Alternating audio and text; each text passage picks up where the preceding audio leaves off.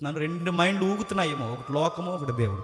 ఉంటే పూర్తిగా బైబిల్, ఉంటే పూర్తిగా సహవాసం, ఉంటే పూర్తిగా దేవుని ప్రజలు, ఉంటే పూర్తిగా దేవుని యొక్క మాటలు, దేవుని సేవ, ఉంటే పూర్తిగా ఇలా లేదు. నాకు లోకంలో 4 రోజులు ఉన్నాను, 60 రోజులు లేదా 60 సంవత్సరాలు నేను ఆనందంగా ఉండాలనుకుంటున్నావా? వెళ్ళిపో పూర్తిగా. దేవుడేమండు, దేవుడేమో ఆటకి బతడు. పండు తెంచుతున్న వాళ్ళని ఆపలేదండి, నిన్నెందుకు ఆపుతాడు? వెళ్ళిపోతానంటే వెళ్ళిపో, కానీ ఒకటి మాత్రం గుర్తుపెట్టుకో, ఉంటే పూర్తిగా లోకంలో, లేదా చెప్పండి పూర్తిగా దేవుళ్ళు.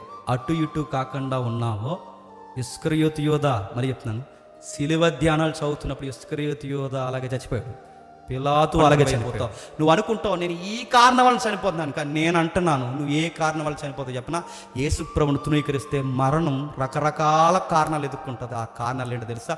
అది నేను మింగేయడానికి వస్తుంది. ఎందుకంటే పాపము గర్భము దాలిస్తే దానికి వచ్చే రిజల్ట్ చెప్పండి మరణం. అతి పెద్ద పాపం ఏంటో తెలుసా?